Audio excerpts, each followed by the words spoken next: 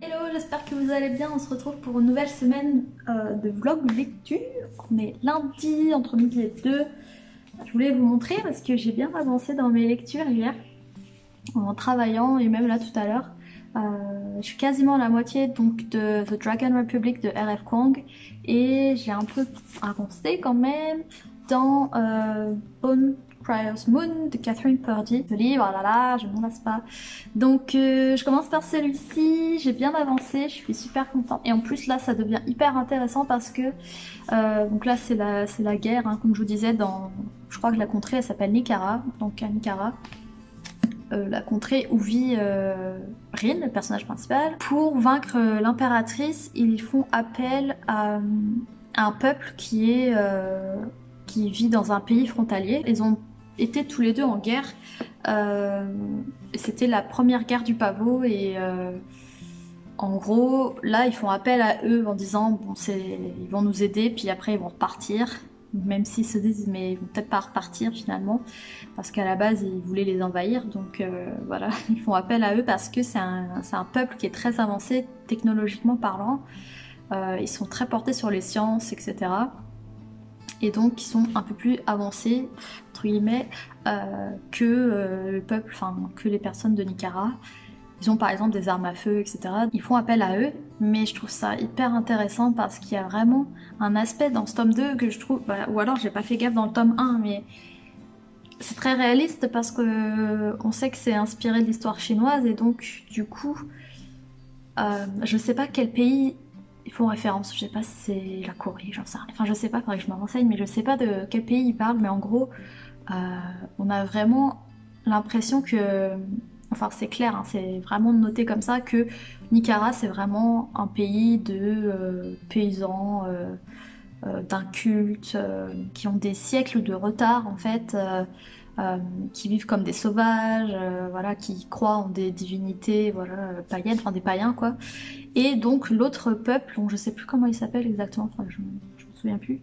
Mais en gros, eux, ils sont, donc je disais, très portés sur les nouvelles technologies, la science et tout, et ils ont aussi un dieu unique, et ils exportent un peu, on va dire, leurs idéaux religieux dans d'autres pays, en gros, pour, ça c'est très, très vu avec la religion chrétienne, le fait d'envoyer des émissaires dans des pays reculés pour dire oui voilà vous devez croire en ceci en cela et les éduquer, leur inculquer des vraies valeurs, etc. Vraiment faire du sauvage à un homme cultivé et voilà quoi. Là c'est la même chose, ils sont là aussi sur place pour promouvoir un peu la religion à laquelle ils adhèrent. Je sais pas si je dis ça correctement, mais vous voyez de quoi je parle. En expliquant que en fait le monde a été créé par un créateur en fait unique qui a tout créé parce que voilà clairement rien ne s'est fait tout seul quoi. C'est pas le hasard, c'est pas enfin bon, vous voyez de quoi je parle. Et donc je sais plus comment est-ce qu'il le nomme d'ailleurs, c'est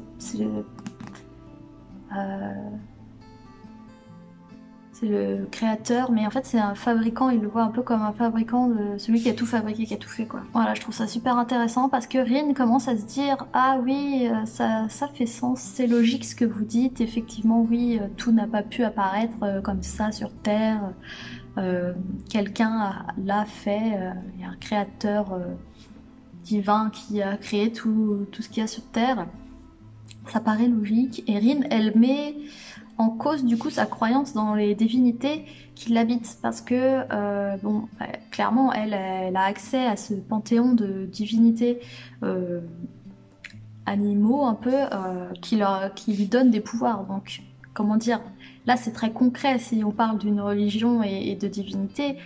Elle arrive carrément à communiquer avec eux, elle a la possibilité d'être possédé un peu par eux, d'être en transe, de pouvoir utiliser ses pouvoirs, donc le feu et tout, bah, ça paraît concret quand même. Mais en fait, elle est un peu, elle est très intéressée en fait par cette nouvelle religion pour elle, enfin cette nouvelle religion qu'on lui présente, parce que elle va se dire ah oui, ben, du coup, c'est logique. En fait, je suis habitée par le mal et c'est le mal qui le chaos. En fait, ils appellent ça le chaos. En gros, c'est le bien versus le mal, le chaos et l'ordre.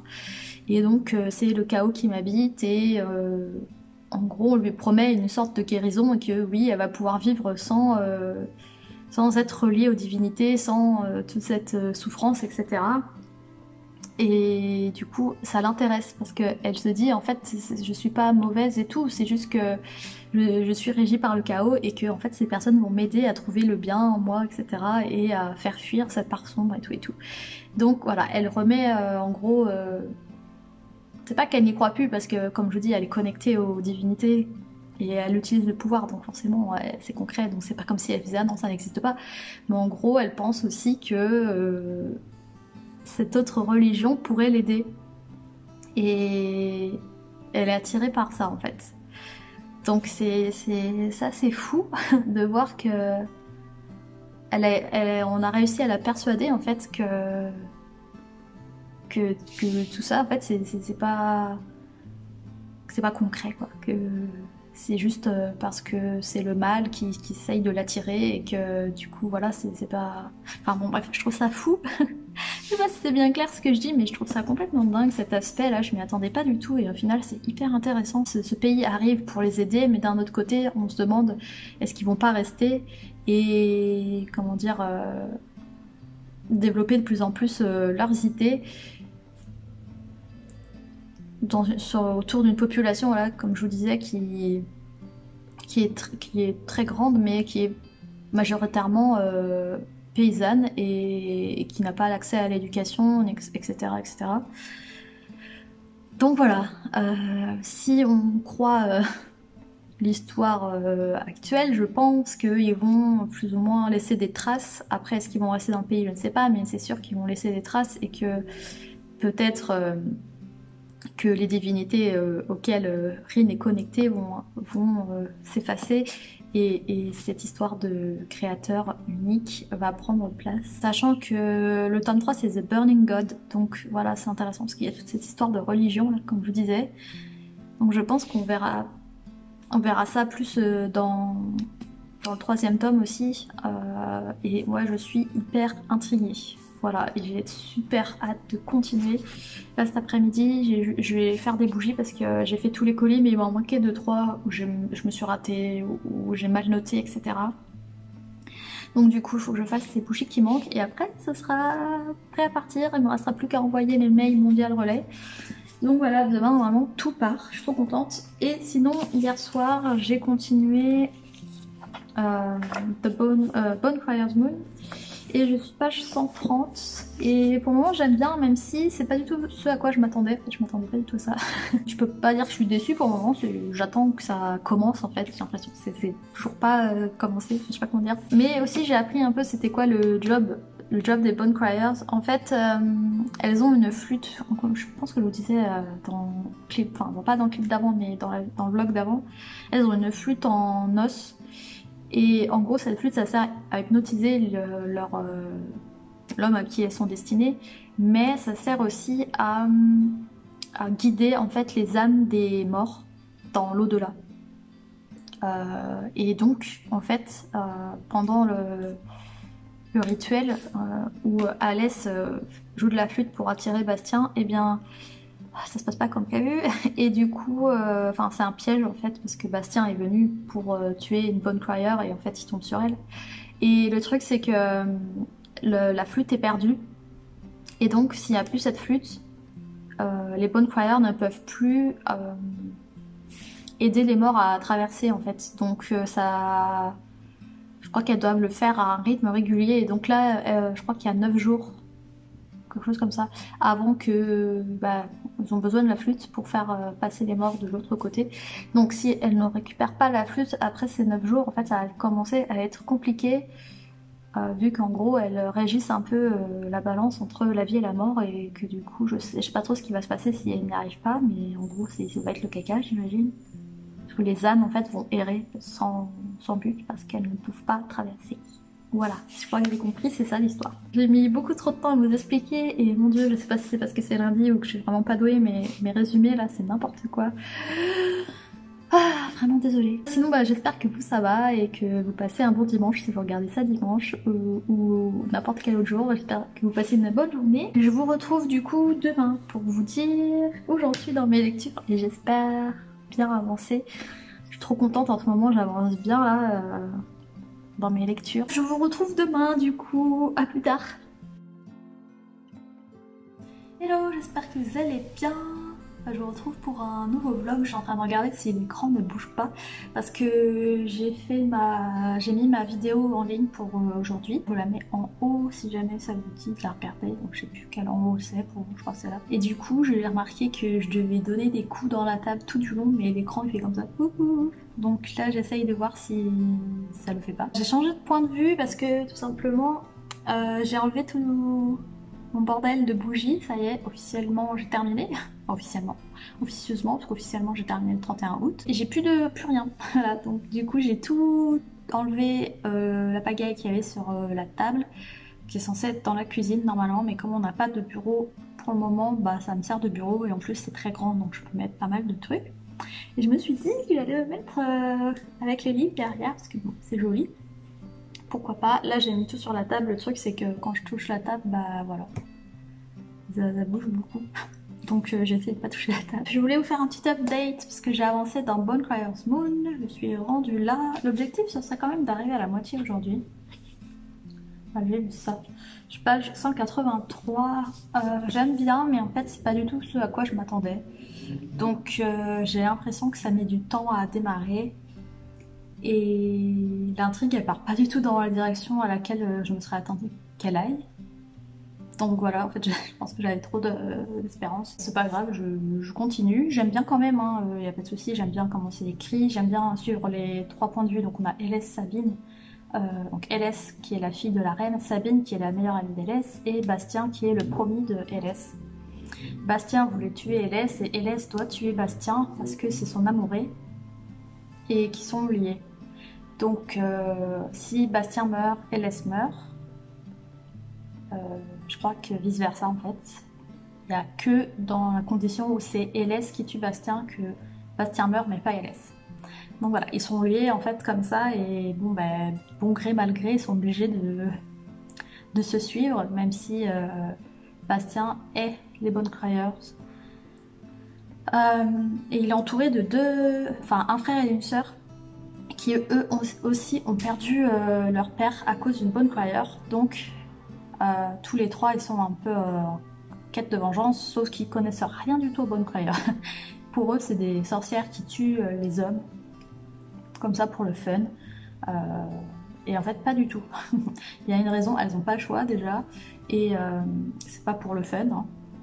C'est en gros juste pour se reproduire, en fait c'est comme ça qu'elles se reproduisent.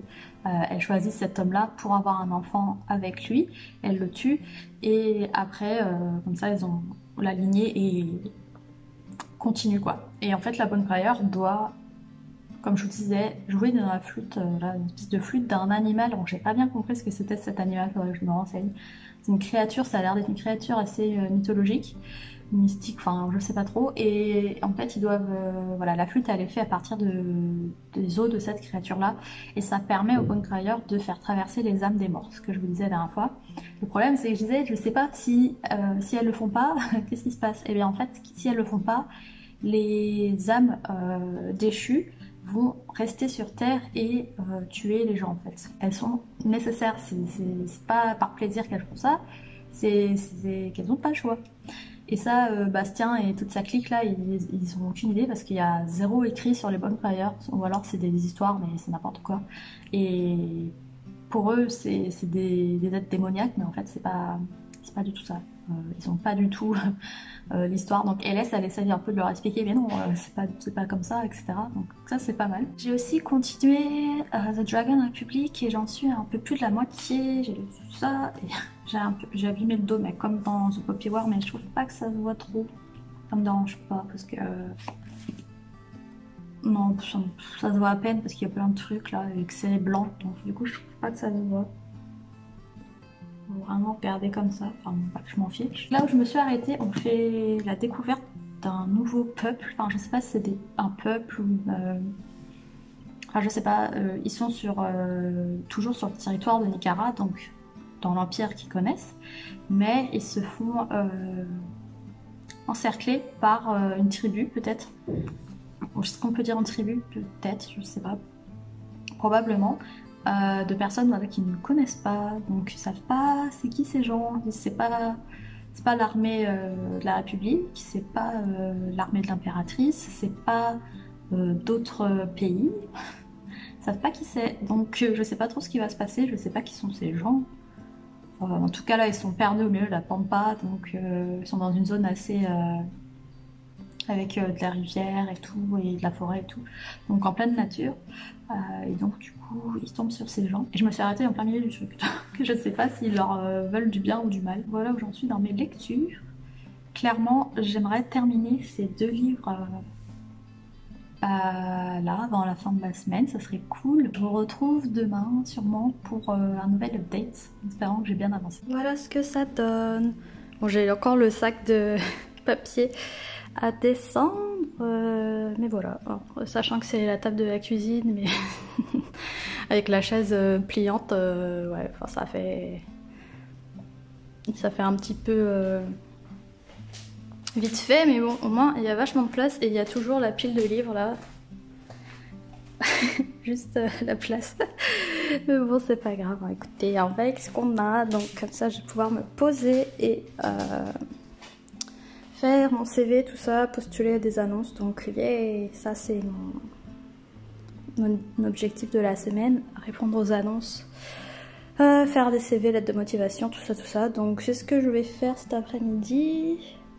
Et je vais mettre sûrement The Dragon Republic en fond, histoire de faire d'une pierre deux coups. Parce que je pense que je vais pouvoir faire mon CV et écouter un livre en même temps. Je pense que ça devrait être faisable. Bref, je vous retrouve tout à l'heure. Hello, j'espère que vous allez bien. On se retrouve, on est jeudi et je suis hyper contente. Quelle heure il est? Il est 17h30 bientôt. Et ce midi, je pense vers 13h, quelque chose comme ça, 13h30, j'étais en train de chercher les petites annonces de travail et tout, et il y avait une annonce pour un CDD dans une boutique de décoration que j'aime beaucoup trop. D'ailleurs, je vous en ai parlé dans une vidéo, je vous dirai pas quelle boutique c'est, mais c'était dans une de mes vidéos là, très récemment. Sur Toulouse, donc c'est dans le centre-ville, et trop contente. En fait, je réponds à l'annonce en mettant mon CV et ma lettre de motivation, et genre 2 minutes après, j'ai un coup de fil, et c'était la dame de la boutique qui me dit, qui me demande si je peux venir genre 2 heures après, dans 2 heures, pour faire un entretien et tout. J'ai genre pas de soucis. Du coup, j'avais rendez-vous à 15h30 et ça s'est trop bien passé, c'était trop cool parce que en fait, elle m'a raconté que elle avait commencé dans cette boutique juste après avoir arrêté son entreprise. Elle avait une entreprise de commerce e-commerce et du coup, elle a arrêté ça et elle a trouvé un poste dans cette boutique. Et j'étais genre, oh, mais c'est marrant parce que je viens juste de fermer ma boutique en ligne aussi, donc voilà. Et du coup, elle m'a dit bon ben je vous rappelle dans la journée et tout, parce que c'est urgent, c'est pour commencer lundi ou mardi. Donc j'ai dit ok, pas de souci. Et elle m'a rappelé là il y a une demi-heure pour me dire que j'avais le poste. J'ai trop contente. Je suis vraiment trop contente parce que c'est une boutique que j'adore. Et il y en avait une sur Nantes, mais il y en avait pas à Caen. Et je suis tombée par hasard dessus à Toulouse et c'était genre oui, oui, alléluia, ça fait 3 ans que je suis pas allée, je suis trop contente. Cette boutique, je suis obligée de rentrer dedans à chaque fois, même si c'est juste pour regarder, j'aime beaucoup trop. Et donc voilà, donc au final c'est pour 3 mois. Enfin, en fait il y avait plusieurs types de contrats, il y en a un qui s'arrêtait juste après Noël. Et elle m'a pris le contrat qui s'arrête en mi-janvier, donc je suis trop contente. Et après elle m'a dit qu'il y aurait peut-être des opportunités, etc. Parce que elle-même elle était rentrée il y a 2 ans en CDD de renfort et genre maintenant c'est elle qui est en charge de l'établissement quoi.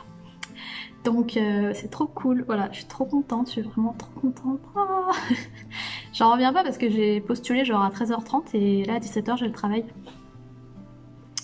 Oh, mon Dieu. Comme quoi, quand j'ai vu l'annonce je me suis dit oh my god, bah c'est pour moi, faut que je réponde tout de suite, c'est trop génial. Trop contente. Enfin bref, j'arrête pas de dire que je suis trop contente, mais je suis vraiment trop contente. Donc forcément, vous me verrez moins, je pense. Je vais quand même toujours faire une vidéo. Je vais essayer de garder le même rythme, c'est-à-dire une vidéo le mercredi, ou ça changera peut-être de jour, j'en sais rien, parce que du coup, je travaillerai pas le dimanche, à part certains dimanches de décembre, parce que la boutique est ouverte pour Noël. Donc du coup, les dimanches, ce sera ouvert. Après, je travaillerai pas tous les dimanches, mais principalement. Et du coup, qu'est-ce qu'elle m'a dit d'autre? Oui, donc j'aurai un jour de congé en plus du dimanche dans la semaine. Ça change tout le temps, etc. Les horaires, c'est jamais les mêmes.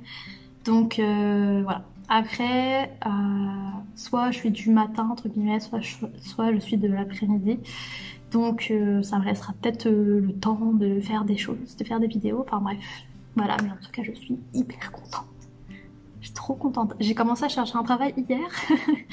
Et voilà, aujourd'hui, ça y est, j'en ai trouvé un. Bon, c'est sûr que c'est pas un CDI et tout, mais je préfère trouver un truc qui me plaît pour le moment, pour me remettre dans le bain, de reprendre l'habitude de voir des gens, chose que je n'ai pas fait depuis 3 ans.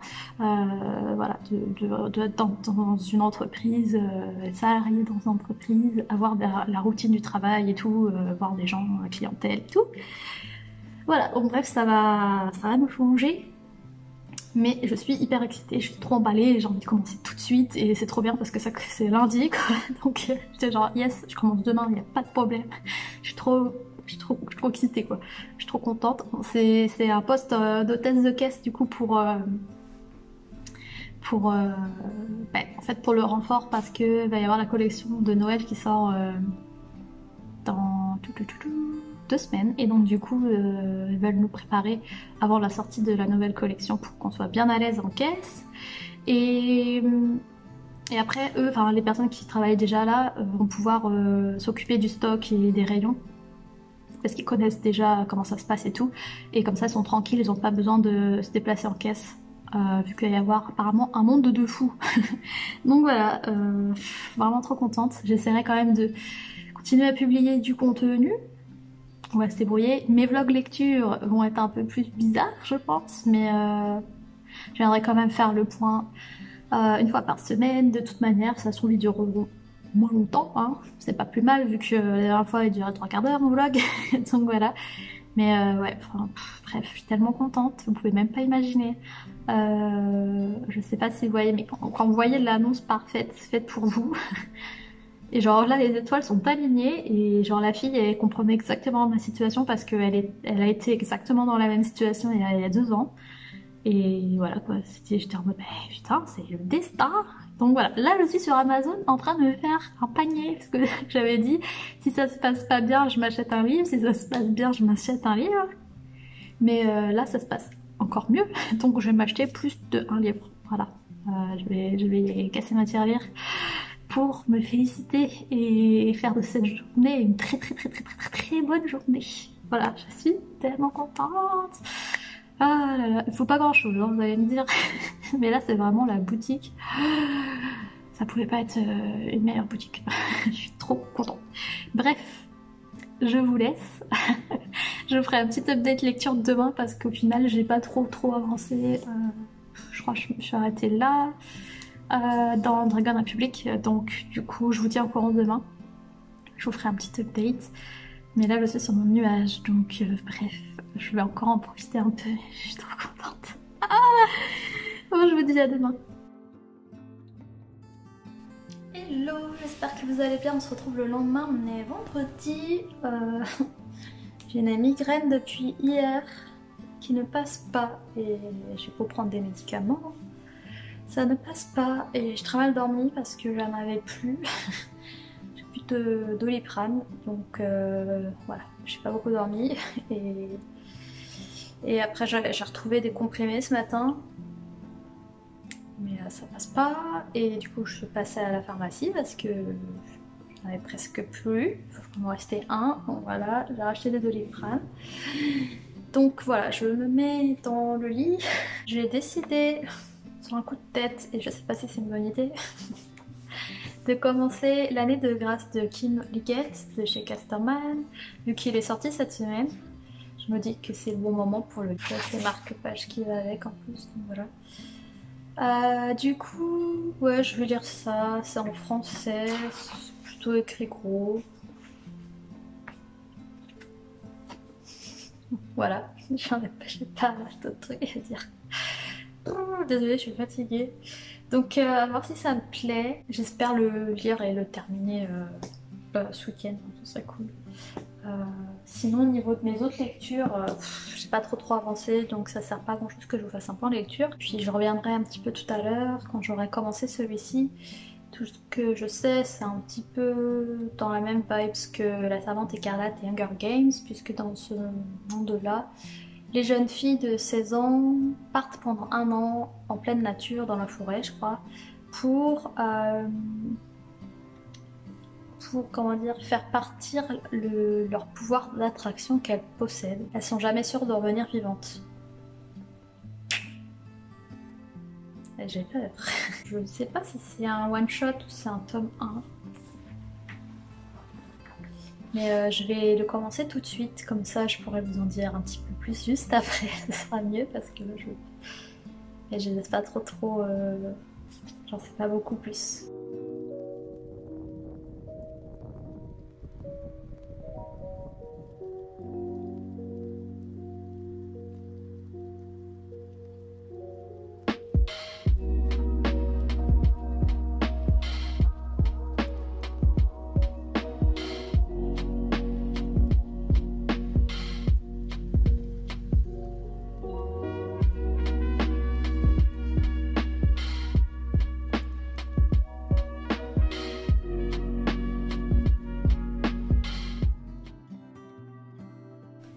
J'espère que vous allez bien, je vous retrouve, on est samedi soir. Je vous ferai un update demain, mais je voulais vous montrer ce que j'ai reçu.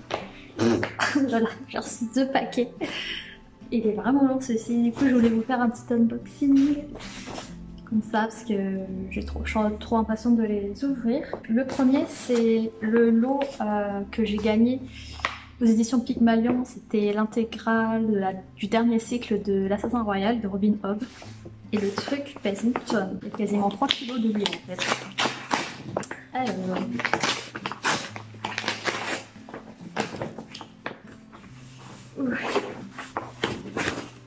Oh là là. Bon, ils ont un peu morflé, hein. Bon, c'est pas grave. Ça c'est le 2 avec le corbeau.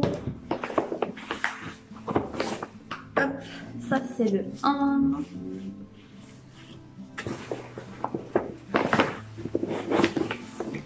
Oh là là, et le 3, ce sont des bricasses. Ils sont trop beaux, je crois que celui-là c'est mon préféré.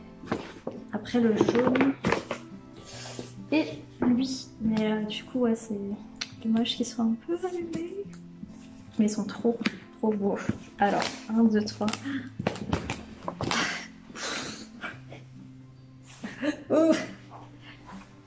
Voilà les beautés.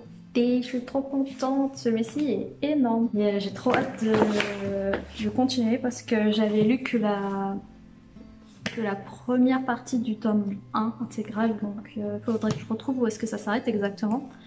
Mais j'ai trop hâte, c'est trop cool. Le deuxième, c'est les livres que j'ai achetés... C'était quand? Mercredi? Jeudi? Je sais plus. Ah bah ils ont mis des trucs comme ça. Alors, le premier que j'ai pris, c'est Cemetery Boys de Hayden Thomas. Celui-ci, j'ai entendu que du bien. Ah, il est abîmé là. C'est une histoire parfaite pour Halloween, puisqu'il y a une histoire de magie et de fantômes. Ah, il est trop magnifique. Il y a une histoire aussi de...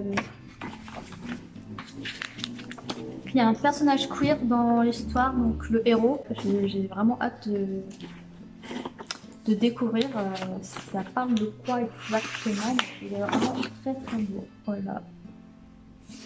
Avec la petite crâne. Dernier, c'est celui-ci, Legend Born de Tracy Dion. Il est vraiment magnifique. Regardez-moi ces couleurs. Et ça, du coup, ça va être le personnage principal. C'est Brie, je crois qu'elle s'appelait. Ouais, c'est ça. Trop belle. Et je voulais voir comment c'était sur la jaquette. Ouh. Il y a des symboles. Et il est tout rouge. Enfin, rouge. Magnifique. Et j'ai trop hâte de lire. C'est avec une espèce de confrérie sur campus qui chasse les démons, un peu style Shadowhunter. Et ça me fait penser à Buffy. Les trucs de démons au campus, ça me fait penser à ça. Donc voilà, j'ai beaucoup trop hâte de le lire et je pense que ça va être une de mes prochaines lectures, enfin ces deux-là. Je pense les lire très rapidement parce que ils me font tous les deux super envie. Donc ouais, après il va falloir que je termine ce que j'ai déjà commencé. Hein. Mais trop contente, trop contente. Hello, j'espère que vous allez bien. On se retrouve, on est dimanche. Je vous fais un dernier update avant de faire le montage du vlog. Du coup, on va commencer avec celui-ci. Bone Crier's Moon de Catherine Purdy. Je l'ai terminé ce matin. Je suis pas mécontente de l'avoir fini. Je lui ai mis un 3 sur 5 sur Goodreads parce que j'ai aimé sans plus en fait.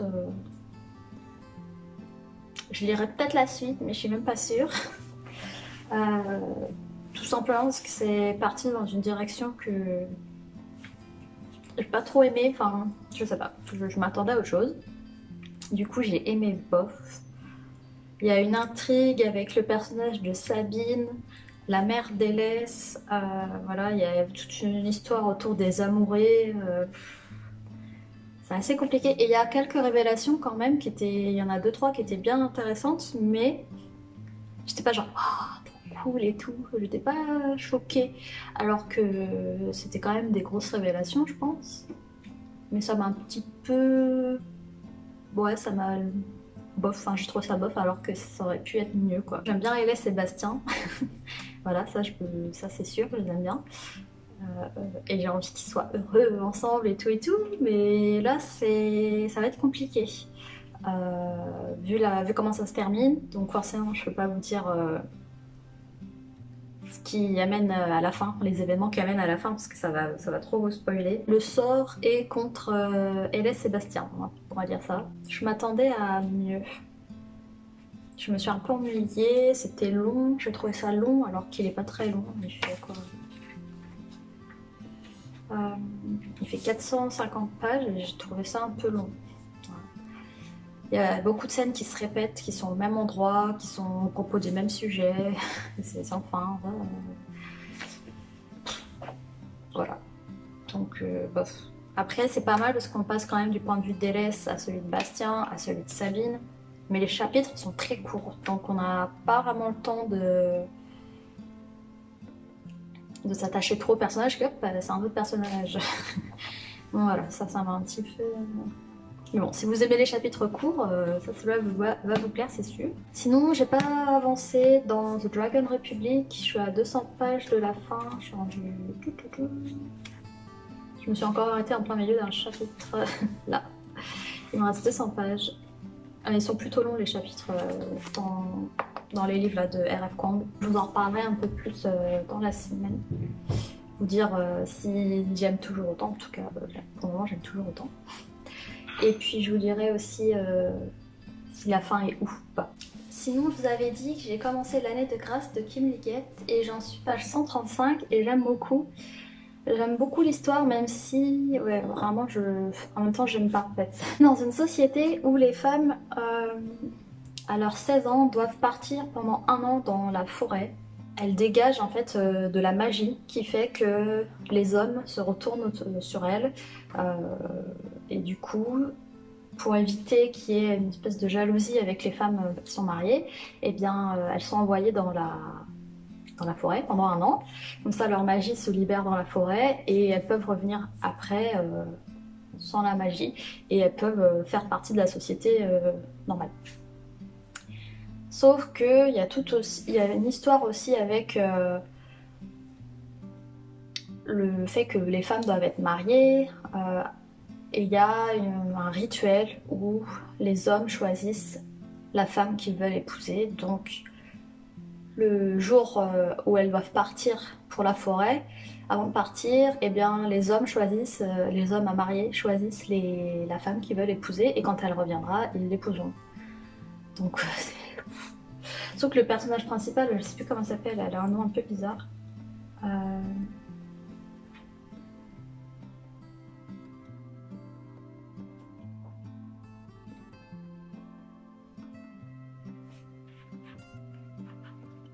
Elle s'appelle Tierney, T-I-E-R-N-E-Y.